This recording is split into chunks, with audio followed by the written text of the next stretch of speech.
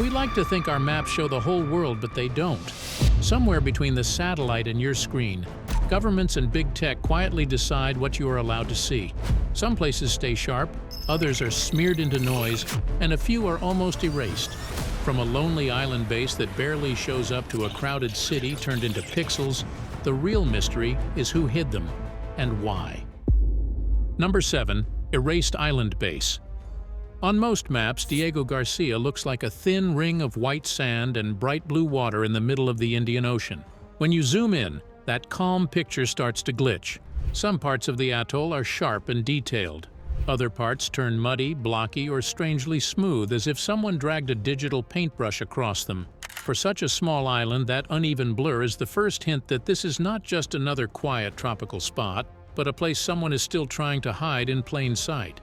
Diego Garcia sits in the Chagos Archipelago, a chain of islands that used to be run together with Mauritius. In the late 1960s, the British government cut Chagos away and created a new overseas territory called the British Indian Ocean Territory. Human rights groups say this was done so London did not have to answer to the United Nations about what it planned to build there. The people who lived on these islands are known as Chagosians. They are a Creole community whose roots on the islands go back to enslaved people and plantation workers brought there in the 19th century.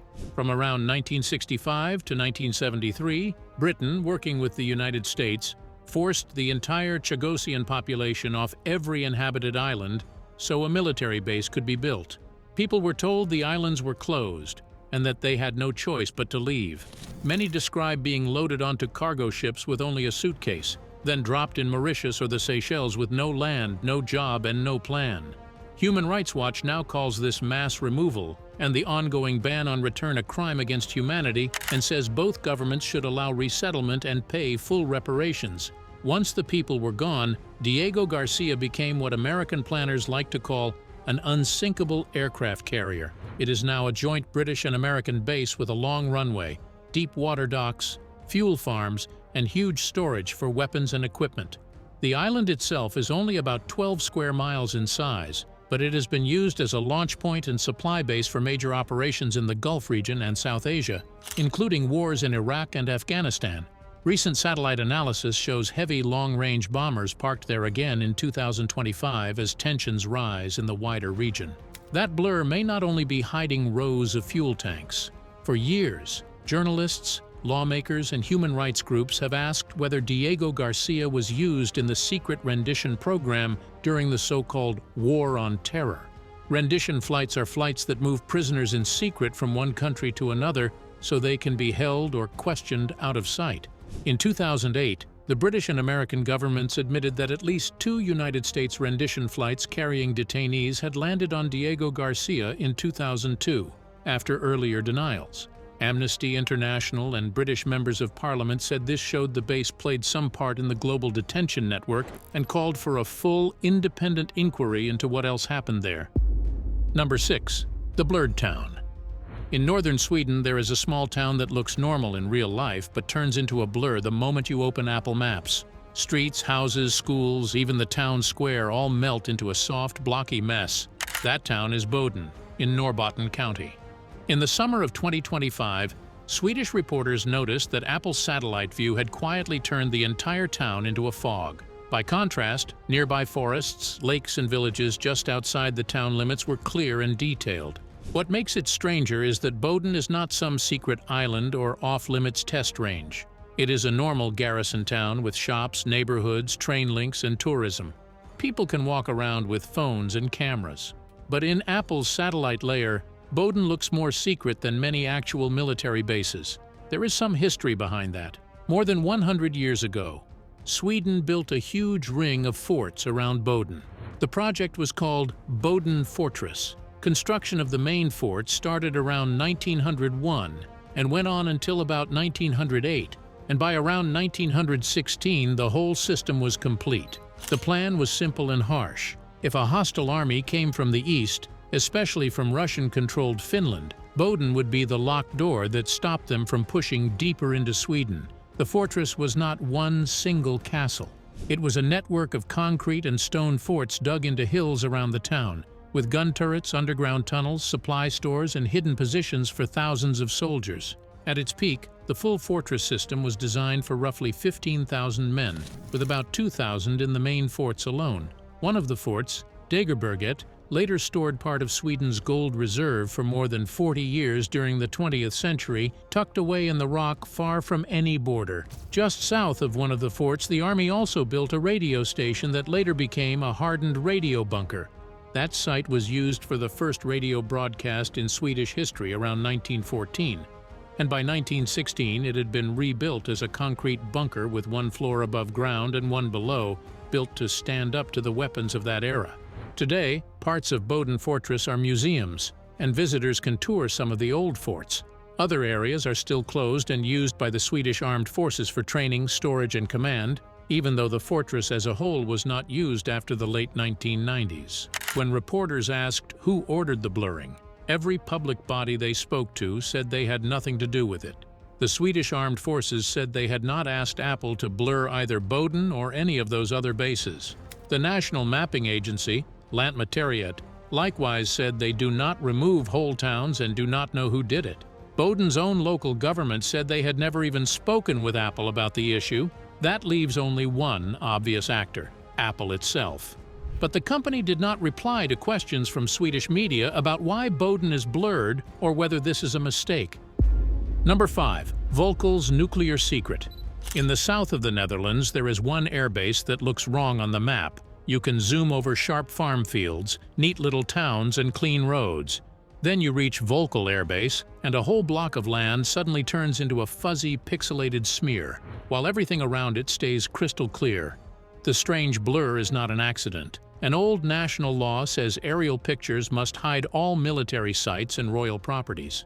Because Google's pictures of the Netherlands come from a local company called Aerodata, the images are cleaned before they reach Google Earth. That is why Volkel shows up as a digital fog while nearby villages and highways stay sharp. Behind that blur sits a base that has quietly been part of the nuclear map for more than 60 years. Volkel is a Dutch Air Force base that joined a special NATO system called nuclear sharing during the Cold War. This system lets the United States store nuclear bombs in some allied countries, while the local Air Force trains to drop them in a war. Declassified records show that a secret deal signed in 1960 allowed U.S. nuclear bombs to be brought to Volkel, and they have been there in one form or another ever since. Today, analysts think there are only nuclear bombs left, no nuclear missiles. These are free-fall bombs, known as B-61 bombs, that would be carried by Dutch fighter jets if NATO ever chose to use them. The bombs sit in thick steel and concrete lockers called vaults, built into the floors of hardened aircraft shelters. Volkel has 11 of these vaults, with space for up to 44 bombs, although experts believe the real number stored there now is much lower. Across all of Europe, the United States is thought to keep about 150 such bombs spread among 5 NATO countries, and Volkel is one of only 6 active air bases that still host them. For many years, Dutch leaders followed the usual NATO line and refused to confirm or deny anything. That changed in 2013. In a television interview, former Dutch Prime Minister Ruud Lubbers was asked about the old Cold War weapons. He answered that nuclear bombs were still stored at Volkel and even mentioned a number, around 22 bombs, then joked that he never thought those silly things would still be there. Soon after, another former Prime Minister, Dries van Agt, also said on the record that the weapons were at Volkel and called it crazy that they had not yet been removed. Those two comments were the first time people who had actually run the country openly admitted what many suspected. Yet even after that, the official policy did not change, and the map stayed blurred. In the last few years, the story has moved into a new phase. The United States is upgrading its nuclear bombs in Europe to a newer guided version called the B-6112. This bomb is designed to be more accurate and can glide some distance before it hits. At the same time, the Dutch Air Force is replacing its old F-16 jets with newer F-35 fighters, which are being cleared to carry the modernized bomb. Analysts say this pairing of a stealth aircraft and a more accurate bomb will quietly increase the strike power of bases like Volkel compared to the old Cold War setup. Some of this upgrade work can be seen even through the haze. New or renovated aircraft shelters, fresh concrete, and reworked taxiways show up as bright shapes on newer commercial images. Number 4. Russia's hidden Arctic.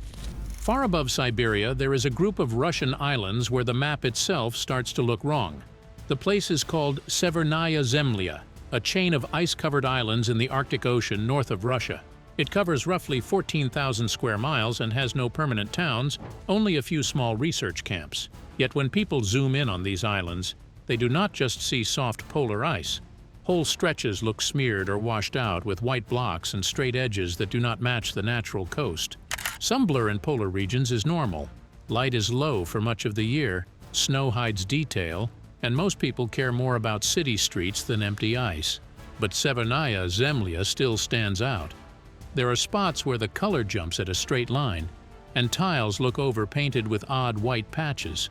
One widely shared view even shows a long gray bar across part of an island, like a censor strip dropped on the snow. The place already has an odd story. For much of the 20th century, atlases did not show these islands at all. Russian survey ships led by Boris Vilkitsky mapped them during Arctic voyages in the early 1900s, and later they were given new names tied to Soviet leaders. A big part of the answer sits in the water around it. As sea ice shrinks, a shipping lane called the Northern Sea Route along Russia's Arctic coast stays open longer each year.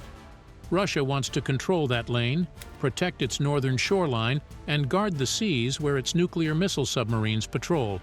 Over the past decade, it has built up bases, airfields, and radar sites along that coast, and Severnaya Zemlya lies near the middle of this new Arctic belt. Russian sources describe a polar station and airstrip near Cape Baranov that supports flights and sea ice research. Broader Arctic plans talked about seasonal ice runways on Severnaya Zemlya that could handle heavy transport planes. There were also plans to turn those Arctic strips into year-round bases with solid runways and support for large aircraft. In simple terms, the islands are becoming one more step in a chain where aircraft and ships can refuel, move troops, and watch over the new shipping lane and nearby waters. The blur itself seems to move over time. On older or sharper images, you can sometimes make out the straight line of a runway or the dark shapes of tanks and big sheds near the coast. On newer, softer tiles from some providers, the same spots look like flat white noise, even while nearby glaciers and ridges stay crisp. That jump between clear and cloudy, right over likely building sites, is hard to explain with bad light alone. Number 3. The French nuclear blur. In southern France, there is a spot on the map where the land stays sharp right up to the fence of one site, and then suddenly turns into big chunky squares. Fields, rivers, and highways look normal. But as soon as you zoom in over the Marcoule Nuclear Center, the image breaks into a blocky mosaic, like someone laid a sheet of digital fog over the heart of the plant. At a site at Marcoule in southeastern France, this is a major center for nuclear activity in France. It includes the reactors. Marcoule sits near the villages of Cotelet and Chusclan along the Rhône River, roughly 16 miles northwest of the city of Avignon. France built the site in the late 1950s as one of its first big nuclear centers. At the time, the goal was not just electric power. Marcoule was tied straight into France's early push to become a nuclear weapons state. Inside the fence, France ran reactors whose main job was to make plutonium, a man-made metal used as the core of many nuclear bombs. Spent fuel from these reactors was dissolved and processed in special buildings so that plutonium could be pulled out and shaped into weapon parts. Historical records and nuclear industry reports link Marcoule to the material for France's first nuclear tests in the Sahara Desert in the early 1960s. Over time, Marcoule shifted from pure bomb work to a mix of military and civilian tasks. The old plutonium production reactors shut down. In their place came new research reactors, plants to recycle used fuel, and large facilities to cut up old reactors and deal with long-lived waste. In simple terms, Marcoule became the place where France tests new fuel, takes apart old nuclear parts, and tries to keep decades of radioactive material under control. Marcoule is not alone. Several high-value French sites are also blurred on major map services. The Presidential Palace in Paris, the big naval base at Brest, air bases like Vélizy-Villacoublay, army camps at Satory, and at least one other nuclear plant, Tricastin, all appear with some mix of smudge, low detail, or fake-looking textures on Google, Apple, and Bing. For a nuclear site, the logic is simple yet unsettling. Clear satellite photos can help hostile groups plan how to get in and out, or show exactly where fuel pools, control rooms, or security posts sit. Marcoule itself has already had a scare that reminded everyone how dangerous it can be. In late September of 2011, a blast hit an industrial furnace at a waste treatment unit known as Centraco on the Marcoule site. One worker was killed and 4 were injured. French officials said the accident did not cause a major leak outside the plant, but it still made headlines around the world and raised questions about how much the public really knows about what goes on behind the fence. Number 2. Indonesia's army bases. One day in early August 2024, people who like to zoom around Indonesia on satellite maps noticed something odd. Army bases they had looked at many times before were suddenly cloudy, washed out, or half erased on Google Maps. The streets around them were still sharp. The ports and airports were still sharp. But the compounds of the Indonesian army had gone soft, as if someone had taken a digital eraser and dragged it across the screen. Before that date, if you zoomed in on the headquarters of Military Regional Command 3 Siliwangi in Bandung, you could clearly see long office buildings, parade grounds, and neat rows of vehicles. The same was true for other big army sites spread across Sumatra, Java, Kalimantan, Sulawesi, and Papua. They were not hidden at all. Hobby pilots, defense nerds, and local users had been staring at them for years. That contrast made it very clear this was not bad weather or a random low-quality image. It was a choice. A public list now shows how wide that choice really was. The blurred sites include many of the most important army commands in the country: Siliwangi in West Java, Diponegoro in Central Java, Jayakarta in the capital region, Bukit Barisan in Sumatra, Hasanuddin and Merdeka in Sulawesi, Tanjung Pura and Sriwijaya on the Big Islands to the west, and Kaswari and Patimura closer to Papua and the eastern seas. The main army headquarters in Jakarta is on the list, along with the Engineer Corps Center, the Adjutant General Directorate, the Physical Training Branch, and Division Infantry 1 of Kostrad, the Army's strategic reserve. There is even a blurred military site on Tiny Way Island near Sabang, the country's western tip. Under Indonesian rules, sites labeled as vital national objects could be flagged for blurring on public maps. The timing made it feel even more deliberate. Indonesia stretches across thousands of miles of sea with busy shipping lanes, pirate problems in some areas, and long-running conflicts and security worries in places like Papua. On top of that, it sits near the South China Sea. The world's most populated country, China, and the world's 4th most populated country, Indonesia, gathered naval troops in the South China Sea, where Chinese and Southeast Asian vessels have clashed many times, including around Indonesia's Natuna Islands and near Papua itself. When anyone with a laptop can pull sharp satellite images, it becomes much easier for foreign services, armed groups, or even criminals to study ammo depots, command posts, and supply yards without ever setting foot in the country. Researchers have shown for years that public satellite data is good enough to spot hangars, fuel tanks, and other military objects if you know what you are looking for. Countries with their own spy satellites can still see everything they want. What the blur mainly does is push regular people, local journalists, and casual map users back from the fence line. It makes it harder for a curious teenager, or a worried neighbor, or a small watchdog group to study how the army is laid out across the islands. Anyone who spent time scrolling around satellite maps of the Middle East used to hit a strange soft spot. Cities in Jordan and Egypt would snap into clear detail when you zoomed in, cross over into Israel, the West Bank, Gaza, or the Golan Heights, and the view suddenly turned chunky and muddy. Roads and fields were still there, but small houses and alleys blurred together. That blur was not a bug. It came from a short line inside a United States defense law passed in the late 1990s. The rule is called the Kiel-Bingaman Amendment, named after 2 senators who pushed it. It told American satellite companies that they could not sell or share detailed pictures of Israel if those pictures were sharper than what foreign companies were already offering. The same limit was applied in practice to the Palestinian territories and the Golan Heights. The cap was set at a level that made a real difference. For more than 20 years, images of this area from United States commercial satellites were blurred so that anything smaller than about 6½ feet across was hard to pick out. This had a cost far beyond simple curiosity. Archaeologists who study old sites in the region rely on satellite images to spot ruins, track damage, and plan fieldwork. With the blur in place, many small walls, farm towers, and tracks that would be obvious elsewhere were hard to see at all. Teams at the University of Oxford and in the Endangered Archaeology in the Middle East and North Africa project wrote that this rule made it much harder to monitor both ancient sites and recent destruction across Palestine and Israel. Human rights groups ran into the same barrier. Organizations that try to document settlement growth, demolition of homes, and bombing damage depend on being able to spot new roads, fresh craters, and changes to small buildings over time. Analysts who work on Gaza say the low detail in free tools such as Google Earth made it harder to count destroyed houses and map damage after major military operations, especially in a place that is already hard to reach on the ground. Over time, the logic behind the blur started to break down. The amendment said United States companies could not go beyond what non-United States companies were already selling. By the early 2010s, researchers showed that foreign firms were in fact offering much sharper pictures of Israel and the Palestinian territories, down to about 1 1/3 feet, while American images were still stuck at the older, softer level.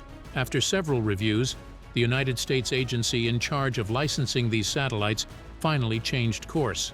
In the summer of 2020, the National Oceanic and Atmospheric Administration announced that it would drop the old limit and allow American companies to release images of Israel and the Palestinian territories at about 1 1/3 feet resolution, matching what foreign providers were already selling. Once that cap was lowered, commercial maps began to catch up. As new satellite passes came in and tiles were refreshed, more and more parts of Israel, the West Bank, Gaza, and the Golan Heights started to show individual houses, tree lines, farm plots, and clear blast scars in a way that had not been possible on American platforms before. Some Israeli officials openly worried that sharper pictures would make sensitive sites easier to spot. Even now, critics say the story is not fully over. Some reports note that free tools still update parts of Gaza more slowly than other conflict zones, or show rubble that is months out of date compared with figures from expert damage maps. Writers have described this gap as a kind of digital haze layered over a place that has already suffered immense real-world harm. Thanks for watching. Now check out the videos popping up on screen for more unbelievable stories.